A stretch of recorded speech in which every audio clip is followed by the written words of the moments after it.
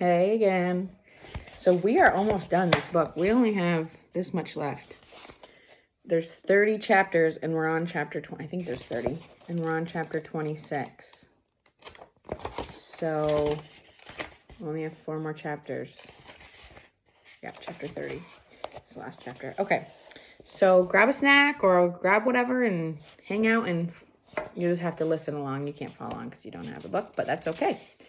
So chapter 26, Joel Weber. So remember, the last chapter, Chase figured out where he had put the metal, which was on like the roof of his house inside like some siding or something. My black eye doesn't hurt anymore, although I look like I lost a game of chicken with an Amtrak train. This is Joel Weber. Appearance-wise, the healing process might be worse than the bruise itself. It's when the swelling starts to go down that the new colors sprout up amid the black and blue. Purples, greens, yellows. Every time I catch my reflection, there's a whole different palette in the piece of modern art on my face. I saw a little bit of orange yesterday. I'm the only one in my family who finds the changing colors around my eye sockets so intriguing. In a weird way, it's easier on me. If I'm sick of looking at myself, all I have to do is stay away from mirrors. My parents don't have that option. When they see my black eye in any of its stages of evolution, they're stricken with guilt. Maybe it was the wrong decision to bring you home, my father reflects sadly. Of course it wasn't wrong. I try to assure them. I hated Milton. But aren't you afraid that... My mother lets out a short wheezing sob in C sharp. It might be starting up again? Afraid? Sure I am. When Chase, Aaron, and Bear were all over me last year, it was painful, humiliating, and downright scary. If you can't even ride your bike without a lacrosse stick sailing out of nowhere and sending you flying, life becomes impossible. You know it's not your fault. You know those guys are idiots. And yet you can't help thinking you somehow deserve it. That you might be just a teeny bit less worthy than everybody else. After all, how come no one is picking on any of them? But as worried as I am about all that, I think what bothers me most is how wrong I was about Chase. I honestly believed he'd changed. I was even starting to like the guy. It goes to show how mistaken a person can be. My parents' reaction is bad enough. My sister's is off the chain. Every change in the bruised topography of my face launches her into a new revenge fantasy about what she would do to Chase if I were in charge of the world. Some of these are so brutal and in some cases so downright gross that I have to cut her off. Come on, Shosh, I exclaim as the two of us are headed for Brendan's house on Sunday morning. Listen to yourself, like you'd ever put another human being through a wood chipper. I never said another human being, she replies evenly. I said alpha rat. And if you were paying attention, I'd say I'd feed him in feet first. That way, he gets to watch while his whole lower body... Enough! I interrupt. You wouldn't do that. Nobody would do that. The Spanish Inquisition didn't do that. Only because the wood chipper hadn't been invented yet, she tells me sullenly.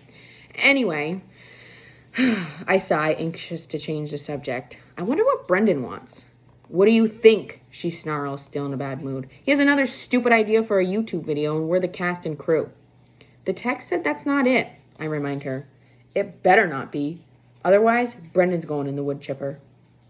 That's my sister. No problem's ever so small that she can't overreact to it. We start up the Espinosa's front walk and come face to face with Kimberly.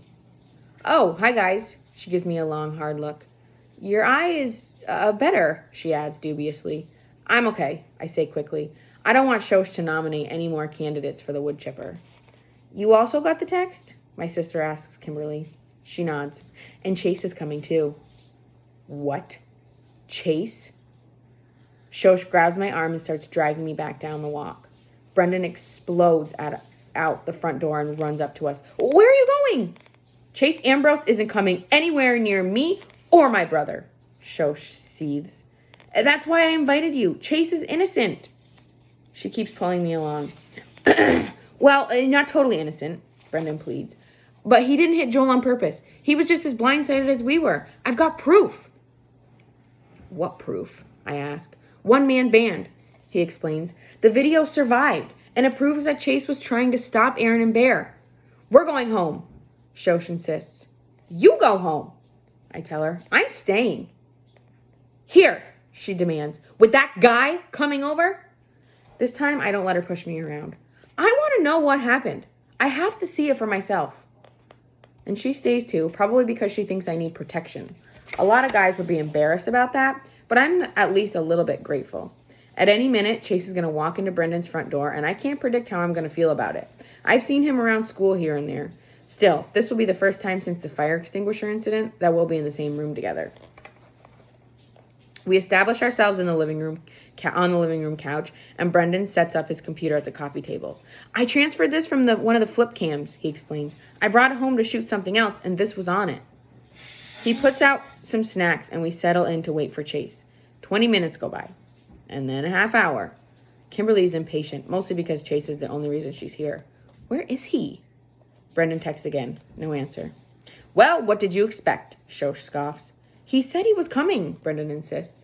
He cares as much about you as he cares about everybody else except himself. 0. Face it, he blew you off. My sister stands up. Let's go, Joel. We've already wasted enough of our lives, courtesy of Chase Ambrose.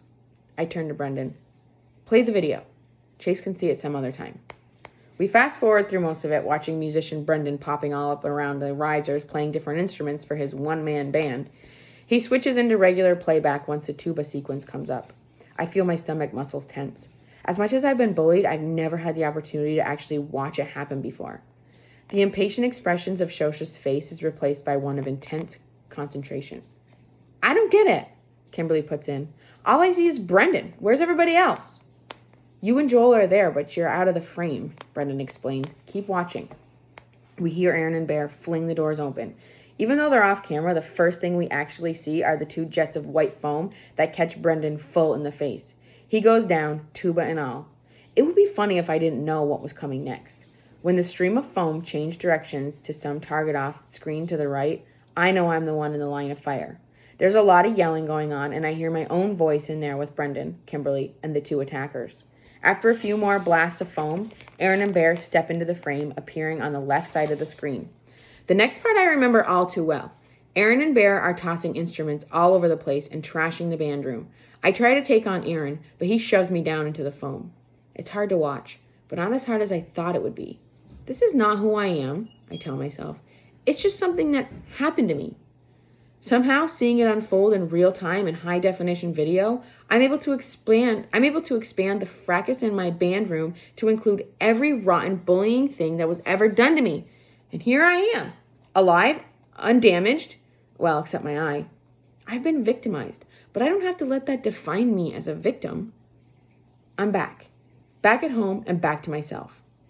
That's when Chase makes his appearance on the computer screen. He seems totally stunned by what he finds. Even when Bear thrusts the fire extinguisher into his arms, I sit forward eagerly because that's my fire extinguisher, the one that's about to bash me in the eye.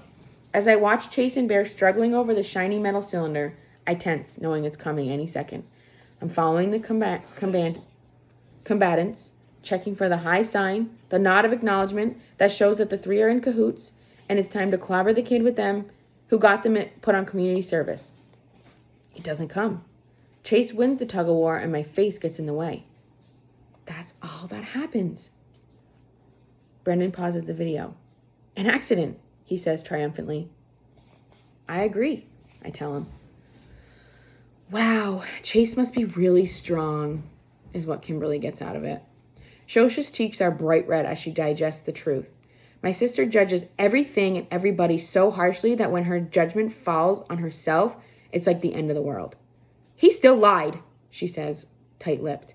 He's not perfect, Brendan agrees, but think of the trouble he would have been facing if he had gotten blamed for all that. If it was you and you saw an easy way out, wouldn't you take it? Shosh is stubborn. I wouldn't be in a mess like that because I don't hang around with pond scum. I look at her. We have to at least talk to him. I'm expecting more of an argument, but she nods, and I can think of plenty of things to say.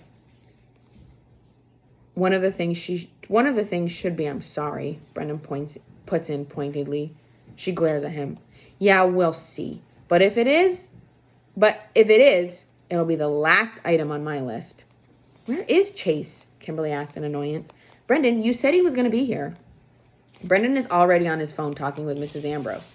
He frowns, thanks her, and hangs up. According to his mom, he's on his way to Portland Street. She said he was in a real hurry. Did he forget to come? I ask. Brendan shakes his head. He said he'd be here. He just texted a couple hours ago. Shosh stands up. Well, let's go to Portland Street.